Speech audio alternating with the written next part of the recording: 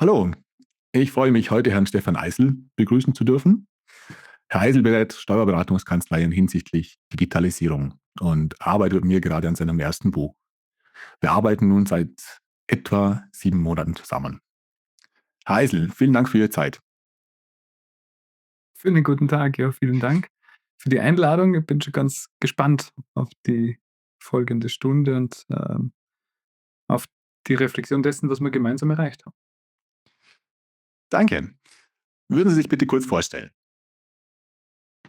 Ja, wie Sie schon eingangs gesagt haben, ich darf Steuerberatungskanzleien auf ihrem Weg durch die digitale Transformation begleiten.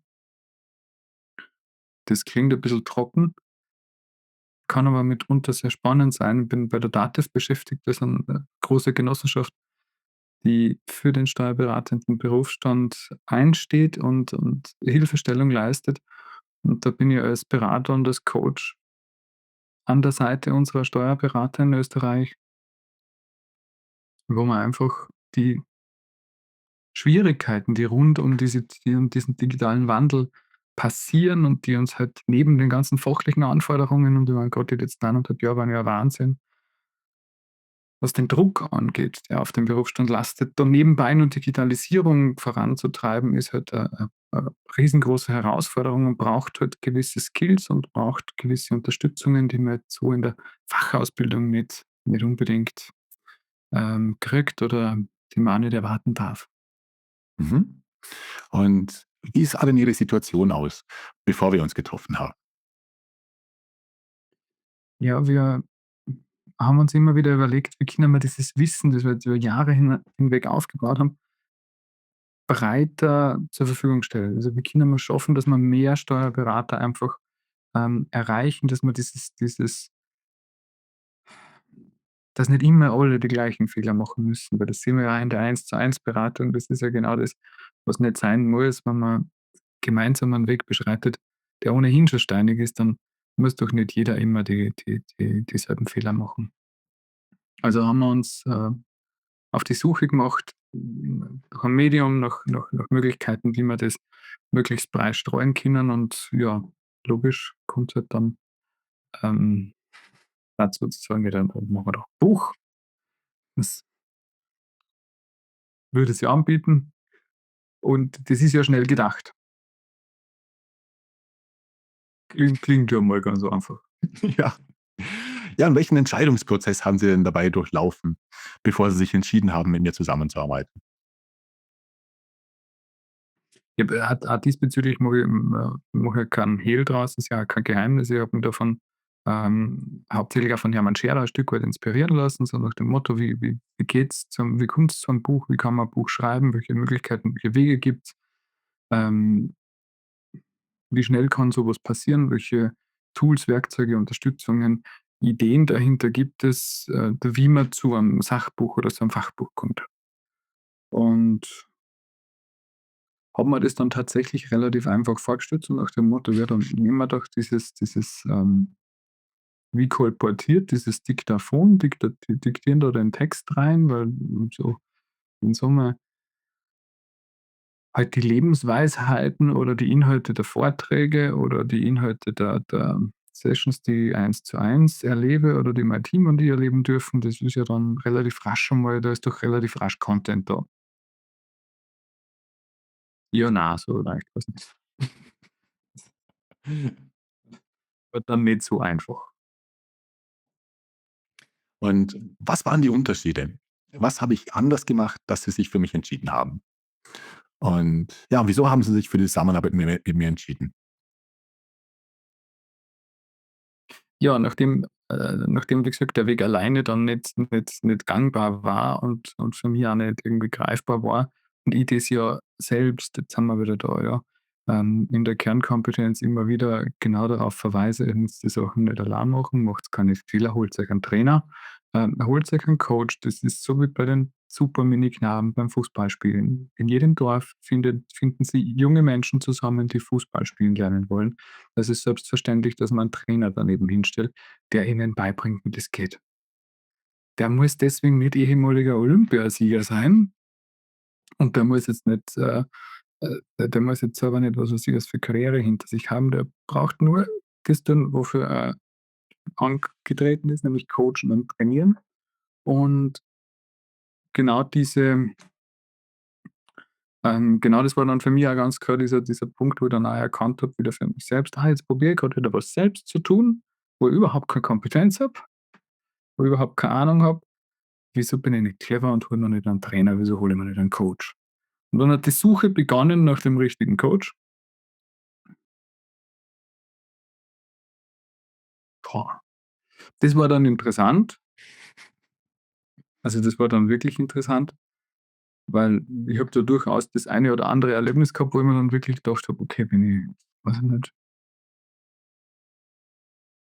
Also, offensichtlich gibt's ja einige, ähm, Coaches in dem Bereich oder Ghostwriter in dem Bereich, die, sich um Aufträge keine Sorgen machen müssen und so gute Namen haben, dass sie nicht mit jedem reden. Ähm, Ich persönlich habe dann letzten Endes so 2, 3 in der engeren Auswahl gehabt und bei ihnen war dann einfach klar, das passt von Vertrauen und von der Sympathie. Also, von dem, wie wir als Menschentypen zusammenpassen werden oder können, beziehungsweise wo sie mir halt um das ergänzen müssen, was mir fehlt. Und dann war irgendwie klar, das machen wir. Klingt Das war super. dann ziemlich klar. Mhm. Und als wir dann zusammengearbeitet haben, wie war das für Sie? Was haben wir gemacht? Fürchterlich, Und was waren die fürchterlich, wichtigsten Momenten für Sie? fürchterlich. Ja, ich meine das echt ernst. Das war genau das, was ich braucht habe. Das ist genau dieser Trainer, der sagt: „Und jetzt musst du halt liefern." Ja? Wer einen Trainingsplan absolvieren will und Etappenziele haben will, der muss halt auch liefern. Ja. Und, ich kann mich an unser erstes Gespräch erinnern, wo ich dann gesagt habe: „Ich habe das ja bei meinen Coaches auch, was ist, wenn ich dann Empfehlungen gebe und die machen das dann nicht. Ähm, Was ist bei uns zwar, wenn ich das dann nicht liefert?" Und dann haben sie ziemlich klar gesagt: „Na, ich fahre jetzt nicht von Vorarlberg zu Ihnen und schreibe Ihr Buch, das müssen Sie schon selber tun."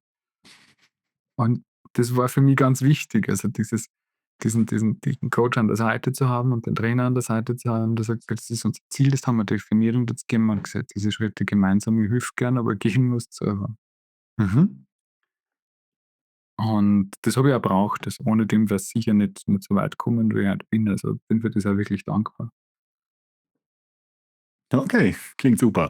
Inzwischen ist Ihr Buch ja in greifbarer Nähe und schlägt etwas in dieselbe Kerbe, aber wie war dieser Prozess bisher für Sie? Das war gut, weil es sehr strukturiert war. Da war ganz viel von dem also, das hat mir wahnsinnig viel Rahmen und Struktur gegeben und dadurch für Klarheit gesorgt. Sonst wäre das irgendwie so also, wenn es nur nach mir gegangen wäre, ohne Expertise und ohne diesen ganzen Verständnis für dieses Handwerk an sich, dann wäre das ja so 'ne kreative Wolke und so schauen wir mal, was irgendwas kommt dann schon raus worden. Und so war das eine sehr, sehr, sehr strukturierte Vorgehensweise, die mir wahnsinnig viel Halt gegeben hat. Und ich genau gewusst habe, wir haben da dadurch einen roten Faden entwickelt und an dem kann ich mich orientieren. Mhm. Und es geht nach Fahrplan. Und das ist halt einfach es geht nach Fahrplan, es geht nach Trainingsplan. Wir haben Etappen definiert, wir haben Klarheit rund um die Ziele, wir wissen, was wo drinnen ist, wir haben unser Roadmap gebaut und an die halten wir uns jetzt. Mhm. Also, das war super. Und wovon haben Sie denn sonst am meisten profitiert? Ja, sicher von diesem Externen immer wieder, dranbleiben, dranbleiben, dranbleiben. Klassische Themen, die selbst natürlich meine Kunden regelmäßig sage, Erfolgsjournale führen, mitnotieren, kleine Schritte feiern, dann Etappenziele definieren. Ähm, aber natürlich auch diesen Fokus immer auf das große Ziel dahinter zu richten und zu sagen, auch wenn's einmal nicht läuft, zu sagen: „Ja, warum tun wir's denn? Schau mal, was haben wir denn schon erreicht? Wir sind doch schon auf'm halben Weg. Wir sind doch schon, ein paar Drittel des Wegs gegangen. So und so viele Kapitel haben wir schon gemacht. Es fehlt uns nur mehr das. Das große Ziel ist, da hinzukommen." Also, da einfach immer wer da halt unser Trainingsplan in der Hand hat, weiß, wann geht's zum Wettkampf oder wann geht's zur Veranstaltung, wann geht's zum großen Kickoff. Ähm Wie das halt bei so einer Projektabwicklung ist. Es braucht immer wen, der von außen so ein Stück weit oder von daneben ein Stück weit dasteht und sagt: „So, und jetzt tun wir. Das tun wir aus dem und dem Grund. Und das ist der kritische Pfad und an dem müssen wir uns jetzt halten." Und Das mag eine nette Idee gewesen sein, brauchen wir jetzt aber noch nicht.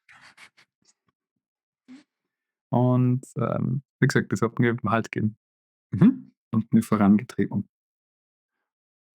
Warum würden Sie anderen empfehlen, mit mir zusammenzuarbeiten?